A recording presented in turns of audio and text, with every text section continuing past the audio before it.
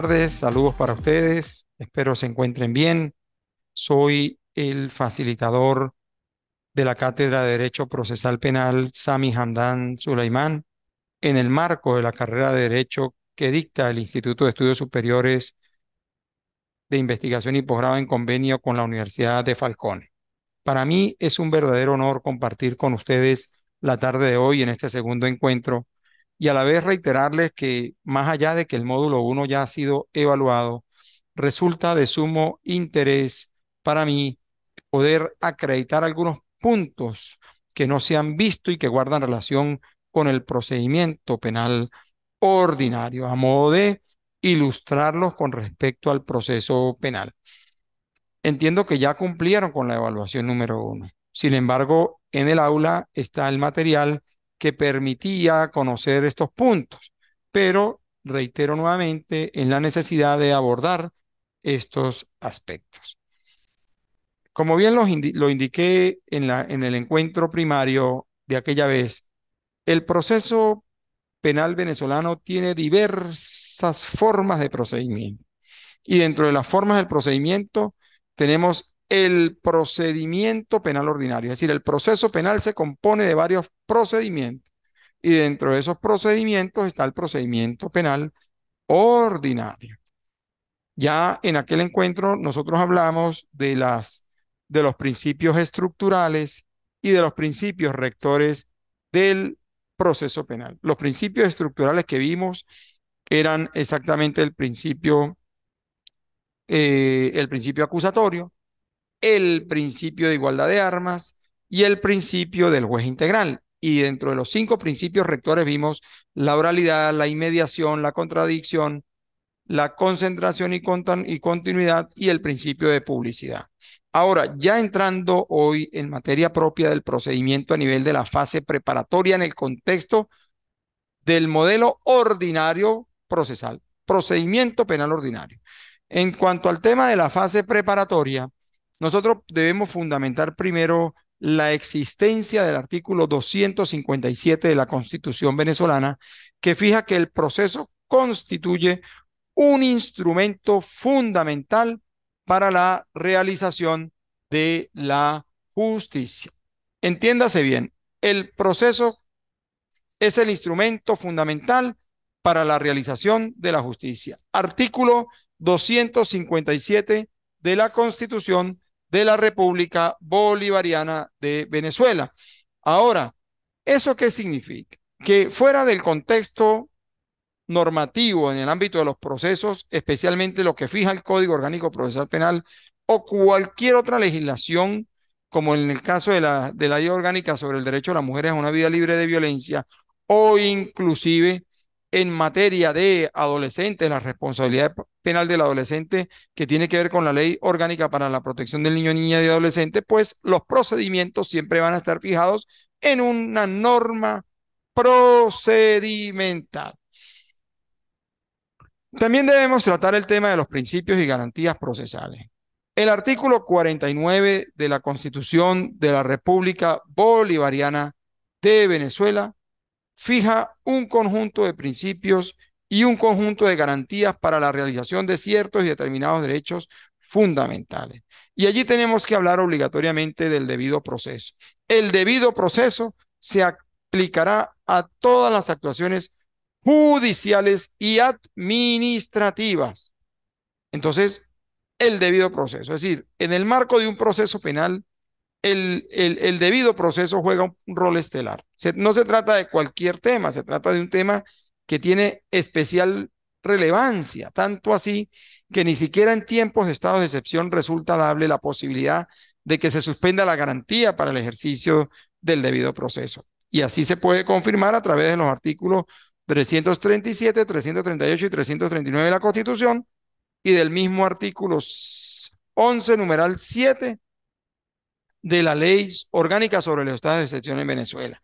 Entonces, dentro de ese contexto, ¿qué podemos decir? Bueno, eso implica que la defensa y la asistencia jurídica también son derechos inviolables en todo estado y grado de la investigación y del proceso. Que toda persona tiene derecho a ser notificada de los cargos por los cuales se le investiga, de acceder a las pruebas y de disponer del tiempo y los medios necesarios para poder ejercer su defensa. Entonces, ¿qué significado tiene esto? A diferencia de la Constitución del 61, que esta Constitución fija literalmente el derecho humano de acceso a la prueba. De allí la no posibilidad de pruebas recónditas desde su tratamiento como fuente de prueba. Deben ser del conocimiento de las partes. Si hay una persona investigada, esa persona tiene derecho a conocer qué medios de prueba o qué fuentes de prueba se existen y que le resultan contrarias a los efectos de la determinación de la responsabilidad penal de él. También el concepto de licitud de la prueba. Serán nulas las pruebas obtenidas con violación al debido proceso. Toda prueba obtenida con violación al debido proceso es nula de nulidad absoluta. Toda prueba obtenida con violación al debido proceso es nula de nulidad absoluta. Es importante también tener muy presente eso, y eso lo encontramos en el artículo 49.1 de la Constitución de la República Bolivariana de Venezuela y en el artículo 181 de, del Código Orgánico Procesal Penal, que dice: los elementos de convicción solo tendrán valor si han sido obtenidos por un medio lícito e incorporados al proceso conforme a las disposiciones de este código. No podrá utilizarse información obtenida mediante tortura, maltrato, coacción, amenaza, engaño, indebida intromisión en la intimidad del domicilio, en la correspondencia, las comunicaciones, los papeles y los archivos, ni la obtenida por otro medio de prueba que menoscabe la voluntad o viole los derechos fundamentales de las personas. Asimismo, tampoco podrá apreciarse la información que provenga directa o indirectamente de un medio o procedimiento ilícito. ¿Qué quiere decir? Que el concepto de licitud de la prueba fijado en el 49.1 constitucional se desarrolla de mejor manera en el artículo 182 del Código Orgánico Procesal Penal. También vamos a hablar de la titularidad de la acción penal. Nuestro Código Orgánico Procesal Penal en el artículo 11 dispone la titularidad de la acción penal. En los delitos de acción pública, el titular de la acción penal es el fiscal del Ministerio Público. Y en los delitos de acción privada, la propia víctima. La defensa, igualdad de partes, artículo 12 del Código Orgánico Procesal Penal. La finalidad del proceso. ¿Cuál es la finalidad del proceso en el ámbito del Código Orgánico? El Código Orgánico dispone que el proceso debe establecer la verdad, alcanzar la verdad por las vías jurídicas y la justicia en la aplicación del derecho. Y a esta finalidad debe atenerse el juez al adoptar su decisión. Entonces, la búsqueda de la verdad con el alcance de la justicia, esa es la finalidad del proceso penal. También tenemos el control de la constitucionalidad.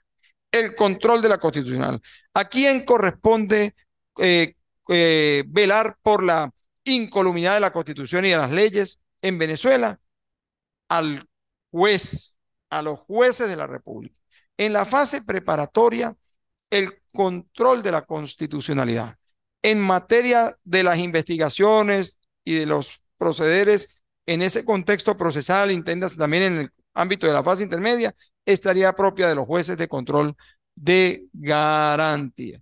Y bueno, seguimos avanzando con el tema de la fase de investigación, y es que cuando nosotros hablamos de la fase preparatoria, necesariamente debemos verificar la existencia por parte o la emisión por parte del fiscal del Ministerio Público de la orden de inicio de investigación. ¿Y qué se busca con eso? Bueno, la preparación del juicio oral y público. La verdad es que yo no comulgo mucho con la enunciación de ese artículo que dice que el objeto de la fase preparatoria, según el artículo 262, literalmente lo dice así: esta fase tendrá por objeto la preparación del juicio oral y público mediante la investigación de la verdad y la recolección de todos los elementos de convicción que permitan fundar la acusación del fiscal y la defensa del imputado. Entonces, fíjese cómo ahí sí se quiere como una postura inquisitiva, porque el objeto de la fase preparatoria de entrada lo dice, es hará constar, dice aquí, perdón, desarrollar la investigación de la verdad, ¿verdad? Para la preparación del juicio oral.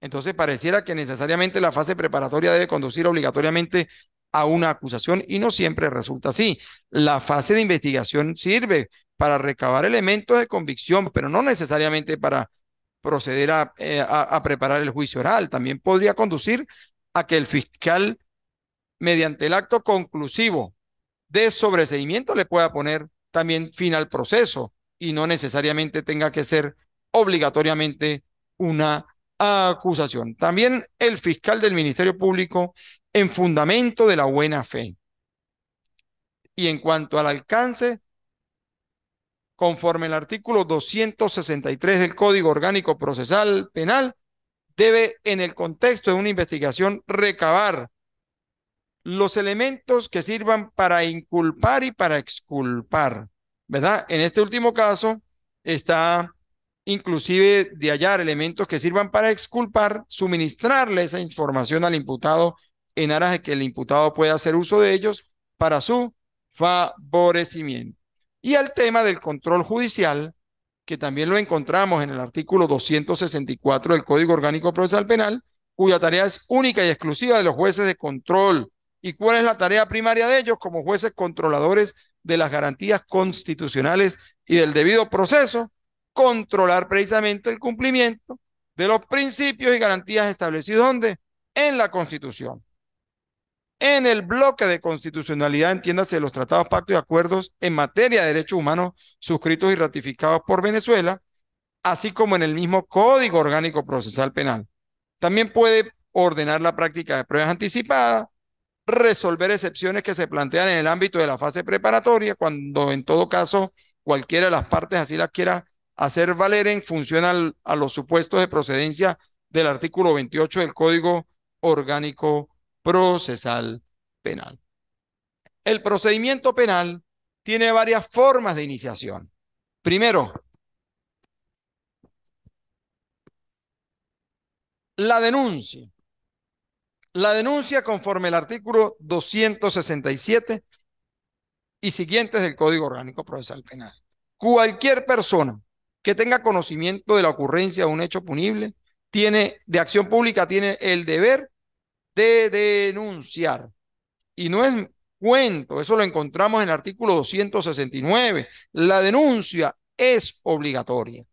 También puede iniciarse el procedimiento por un tema de imputación pública. Cuando una persona ha sido imputada materialmente por otra persona de haber participado en la comisión de determinado hecho punible, esa persona que ha sido señalada tiene el derecho en aras de poder salvaguardar su reputación y de limpiar su nombre, a pedir ante el Ministerio Público que se inicie una investigación con relación a la imputación material de la que ha sido objeto. Y es el fundamento, lo encontramos en el artículo 272 del Código Orgánico Procesal Penal. También tenemos otra forma de iniciación del proceso penal a través de la querella, conforme al artículo 274. Y ese artículo del 274 establece un conjunto el artículo 274, pero el artículo 276 prevé los requisitos que debe contener toda querella. Que si la identificación del querellante con su domicilio y profesión, que si la identificación del querellado con su domicilio, con sus datos filiatorios, la edad, el domicilio, el delito que se le imputa, una circunstancia del elemento fáctico, entiéndase la circunstancia de tiempo y lugar y modo del hecho que se le atribuye, además de cualquier otra petición, de cualquier otro recaudo que la persona quiera acompañar. También tenemos la posibilidad de iniciación de los procesos cuando el Ministerio Público o la policía ha tenido conocimiento de manera directa de la ocurrencia de un delito. Véase aquí el artículo 265 y el artículo 266 del Código Orgánico Procesal Penal. Ahora, ¿con qué documento? ¿Con qué acto precisamente se inicia la fase preparatoria? ¿Será necesario, será suficiente que la denuncia conduzca de manera directa a la fase preparatoria? No. Recuerden que las denuncias pueden ser desestimadas por determinados motivos que no vienen a ser señalados en este caso, pero el único instrumento cuyo fundamento encontramos en el artículo 282 del Código Orgánico Procesal Penal es la orden de inicio de investigación. Y es que el artículo 282 del Código Orgánico Procesal Penal prevé que una vez interpuesta la denuncia o recibida la querella por la comisión de un delito de acción pública, el fiscal ordenará sin pérdida de tiempo el inicio de la investigación y dispondrá que se practiquen las diligencias necesarias para hacer constar las circunstancias de su comisión, conforme lo fija el artículo 265 del Código Orgánico Procesal Penal. Mediante esta orden de inicio es cuando el fiscal ordena el inicio de la fase preparatoria. Pero podría darse que se recibe una denuncia, ¿verdad? Y resulta que no resulta procedente iniciar la investigación. Entonces el Ministerio Público, en aras de poder desestimar esa denuncia, por cuanto bien sea el hecho no revista carácter penal o se observe que la acción penal está prescrita o exista algún obstáculo legal para el ejercicio de la acción, pudiera el fiscal del Ministerio Público solicitar la desestimación de la denuncia en fundamento del artículo 283, encabezamiento del Código Orgánico Procesal Penal. Y si la denuncia condujo a que se iniciara la investigación, esa investigación podría también ser objeto de desestimación luego, siempre y cuando se logre demostrar que los hechos o objeto del proceso constituyen un delito, pero que solo resulta enjuiciable a instancia de parte agraviada. Por ejemplo, que se haya iniciado un proceso por lesiones y resulta que la investigación indica a que no son lesiones, sino difamación agravada o injuria directa, es decir, que se trate de un delito de acción privada. En ese caso, está obligado el fiscal a desestimar la investigación. En cuanto al régimen probatorio, que también resulta verdaderamente trascendental, yo debo señalar unos artículos que están allí enunciados. Entiéndase el artículo 181 del Código Orgánico Procesal Penal. La licitud de la prueba. La licitud de la prueba guarda estrecha relación con el principio general probatorio de la licitud de la prueba. Bien tratado, por cierto, por el maestro Hernando Davis Echandía en esos dos tomos espectaculares del el Tratado de la Prueba Judicial. Allí nosotros tenemos que ubicar ese principio. El principio de licitud de la prueba. Y es que el artículo 181 del Código Orgánico Procesal Penal dispone que los elementos de convicción solo tendrán valor si han sido obtenidos por un medio lícito e incorporados al proceso conforme las disposiciones del Código Orgánico Procesal Penal. Y ese concepto de licitud tiene una derivación del artículo 49, numeral primero de la Constitución, que fija que toda prueba obtenida con violación al debido proceso es nula, la licitud de la prueba. El artículo 182 se refiere exactamente a la libertad de la prueba, pero tenemos que hablar allí también de la utilidad y de la pertinencia.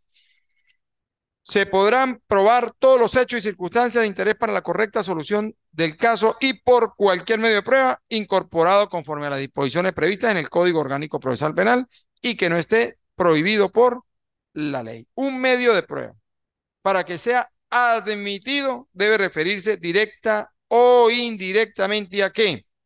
Al objeto de la investigación y ser útil para el descubrimiento de la verdad.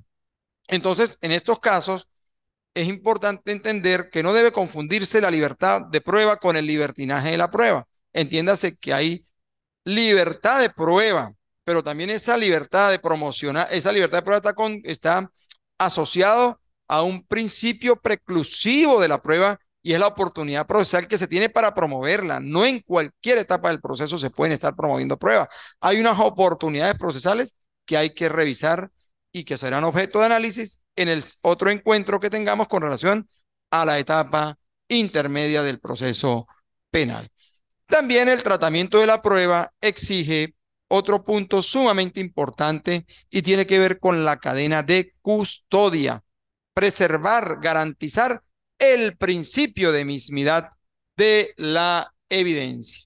Ese artículo 187 del Código Orgánico Procesal Penal fija que la cadena de custodia es la garantía legal que permite el manejo idóneo de la evidencia, es decir, garantizar que desde el mismo momento en que se protege el sitio del suceso, se hace la observación, se hace la inspección, la fijación, la colección, el embalaje, el rotulado, el etiquetado, la preservación y traslado del medio o de la fuente de prueba ya en el sitio del suceso, se trate de la misma que luego es sometida al análisis o al dictamen pericial correspondiente y que es resguardada en la sala de evidencias del laboratorio criminalístico y que permite posteriormente demostrar que se ha satisfecho, que se ha materializado la preservación de la evidencia en atención al principio de mismidad de la evidencia, misma evidencia observada en el sitio, misma evidencia fijada,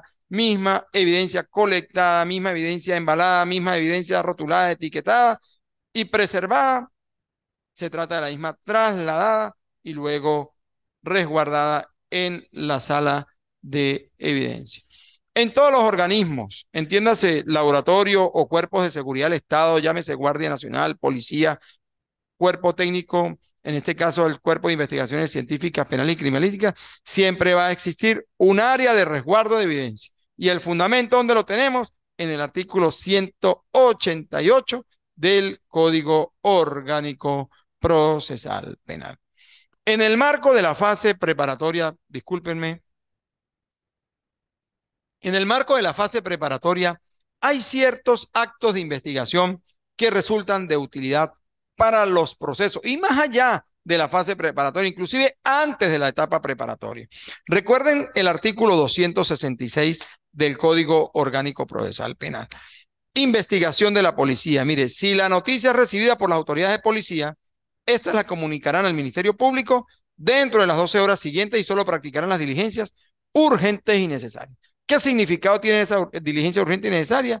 ¿Dirigidas a qué? A identificar y ubicar a los autores y partícipes del hecho punible y al aseguramiento de los objetos activos y pasivos relacionados con la perpetración del hecho. Entonces, uno de los mecanismos, una de las instituciones existentes para poder materializar ese hallazgo y esa fijación es a través de la inspección técnica, artículo 186 del Código Orgánico Procesal Penal. Y es que mediante esa inspección, que bien puede ser cumplida por la policía o inclusive por el mismo Ministerio Público, ¿qué se va a comprobar?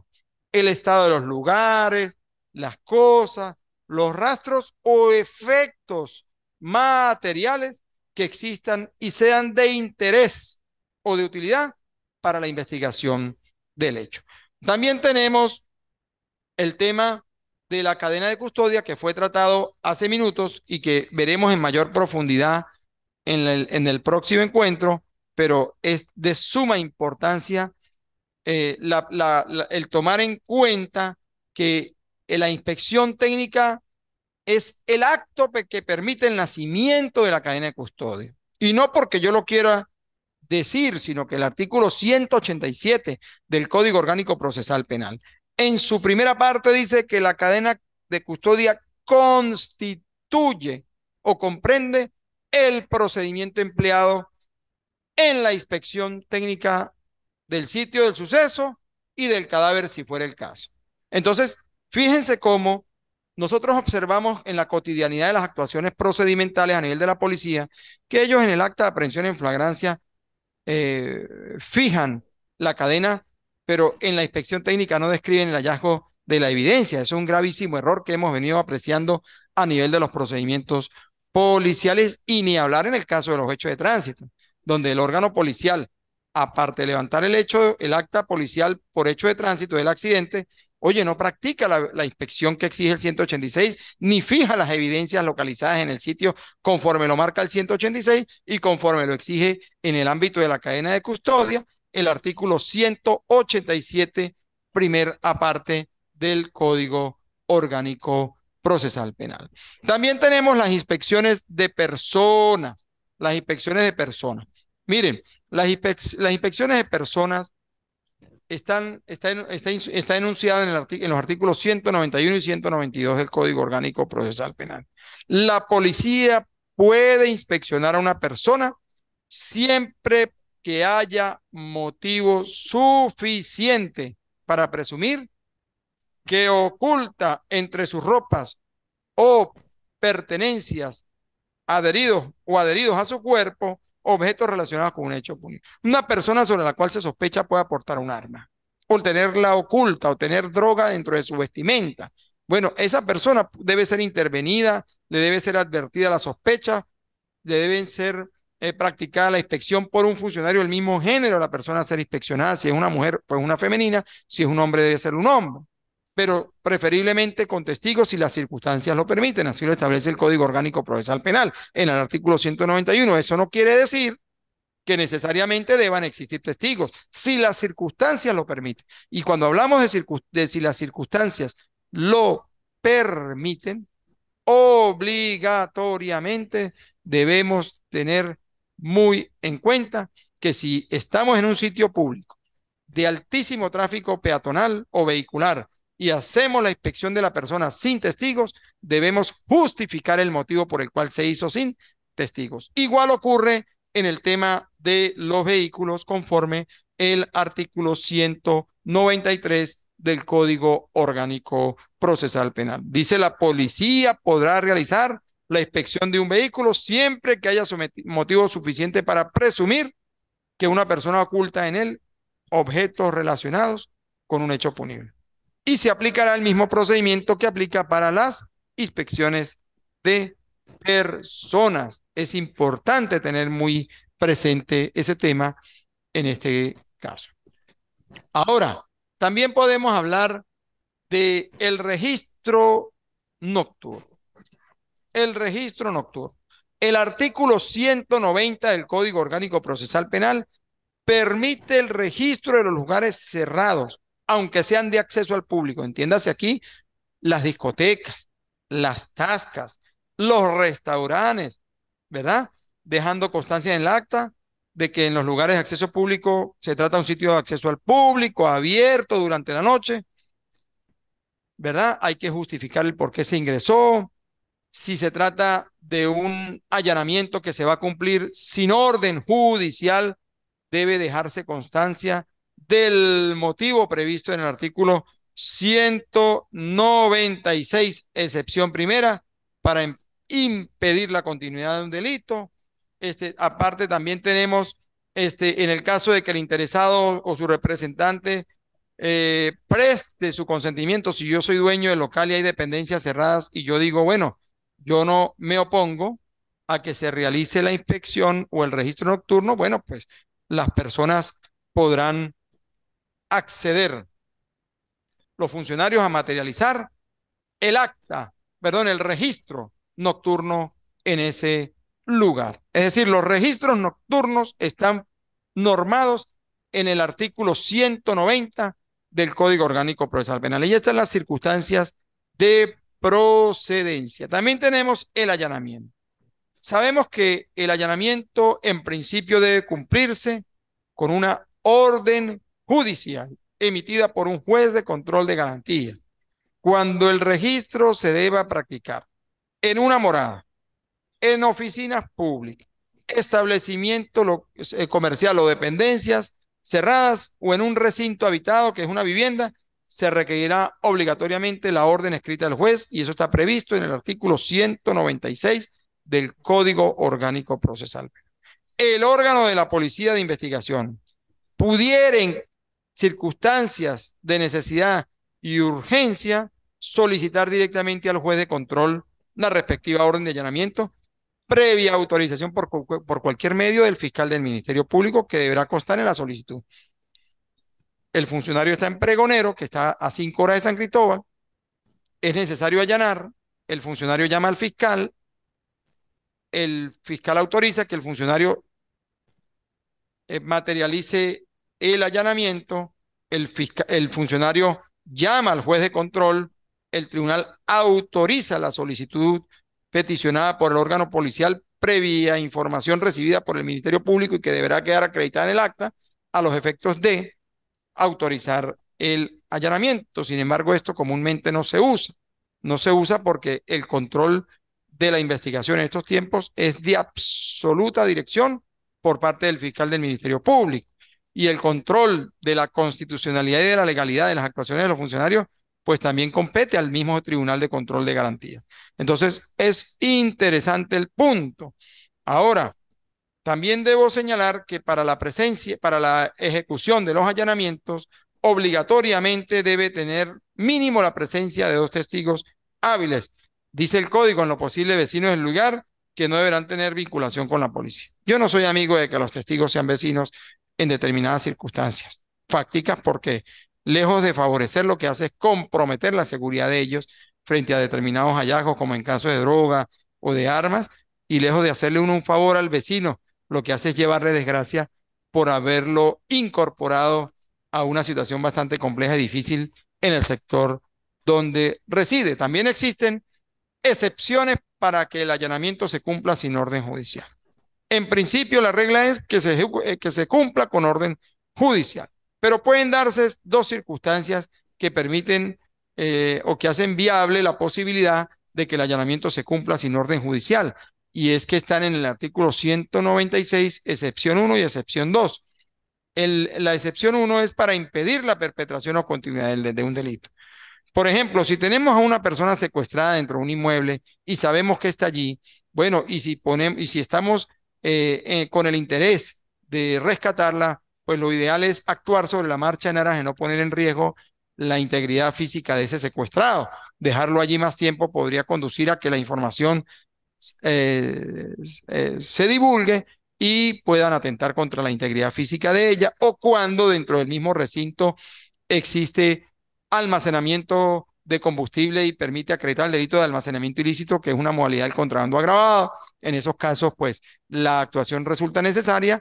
Entonces, frente a una eventualidad de esa, el órgano policial actuante debe justificar en el acta policial de allanamiento el motivo por el cual entró sin la orden judicial. Debe justificar la excepción en el acta, el motivo por el que no hizo uso de la orden judicial. Igual ocurre con el numeral 2, cuando se trate de personas a quienes se persiguen para su aprehensión. Pudiera ocurrir en este caso que se trate de una persona que tenga orden de aprehensión con alerta roja y sabemos que está dentro de ese recinto domiciliario. Entonces, de aquí a que tramitemos la orden de allanamiento y él pueda a lo mejor tener la información por que algún funcionario se la pudiese hacer llegar, pues lo ideal es materializar ese allanamiento en aras de su captura. Claro está, en ambas circunstancias con testigos, con dos testigos mínimos, a los efectos de poder ingresar, y tiene el funcionario la obligación de acreditar en el acta policial el motivo por el cual ingresó sin la orden de allanamiento. Esos son exactamente los temas que yo quería más o menos tratar el día de hoy. Bueno, después de toda esa fase preparatoria, ¿qué podría hacer el fiscal del Ministerio Público después de haber practicado inspecciones, allanamientos, entrevistas a testigos, entrevistas a la víctima, haber obtenido información telefónica? Pudiese emitir el acto conclusivo de acusación en exigencia misma de los requisitos del 308, que eso va a ser objeto de del próximo encuentro. ¿Verdad? Una vez que el fiscal presenta, para poder el fiscal presentar el acto conclusivo, necesariamente tiene que haber individualizado a un autor o a varios autores o partícipes de la comisión de determinados delitos o de un determinado delito. Debe primeramente formular la imputación fiscal. Eso exige que se cumpla, si se trata de delito grave, en la sede fiscal, debiendo la persona ser imputada, primeramente designar un abogado defensor, o si se cumple en sede judicial por tratarse de un delito menos grave, conforme el 354 y siguientes del Código Orgánico Procesal Penal, igualmente hacerlo ante el juez de control en ese caso, también garantizándosele a la persona que está siendo objeto de la imputación el acompañamiento de un abogado defensor debidamente juramentado ante el juez de control. Y después de la imputación emitirá el acto conclusivo. También entendamos que en el contexto de esa imputación, el imputado y o su defensor pudiesen pedir actos de investigación para desvirtuar el señalamiento que la fiscalía les está haciendo. Y dependiendo del resultado de esa investigación, podrá el fiscal o archivar las actuaciones conforme el 297 del Código Orgánico Procesal Penal, o decretar un sobreseimiento de la causa conforme a alguno de los supuestos del artículo 300 del Código Orgánico Procesal Penal o ejercer el acto conclusivo de acusación conforme al artículo 308 del Código Orgánico Procesal Penal, y luego ya entraríamos a una etapa distinta que sería la fase intermedia y que va a ser objeto de tratamiento en el próximo encuentro.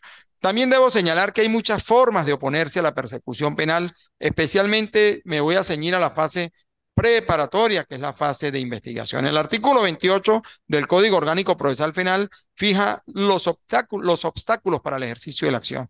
Y es que durante la fase preparatoria, ante el juez de control, ¿verdad? En las oportunidades o en la oportunidad prevista dentro de la fase preparatoria, las partes pueden oponerse a la persecución penal. Y exactamente el artículo 30 del Código Orgánico Procesal Penal prevé esa posibilidad.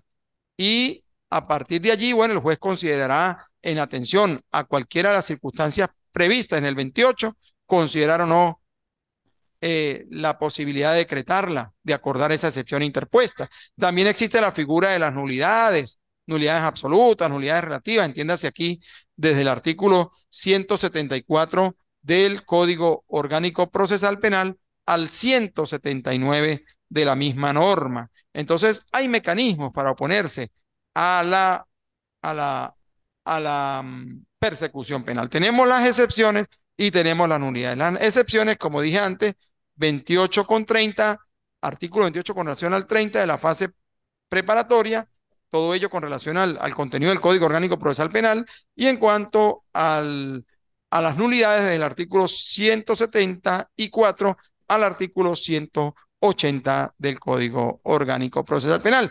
Y cualquier decisión que quiera el juez, que dicte el juez en el marco de la fase preparatoria, bajo la modalidad de auto, resulta recurrible bajo la figura de la apelación de autos, y la regulación la encontramos en el 439 y siguientes del Código Orgánico Procesal Penal. Bueno, por la tarde de hoy voy a concluir con este tema. Quería pasearme por estos puntos que son importantes, que ilustran a nuestros compañeros estudiantes.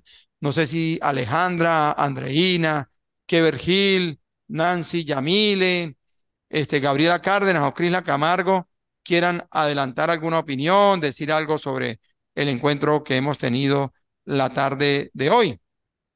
Bueno, no me resta más que despedirme de ustedes, agradecerle la presencia en la tarde de hoy con con el módulo uno del procedimiento penal ordinario dentro del marco de la Cátedra de Derecho Procesal Penal.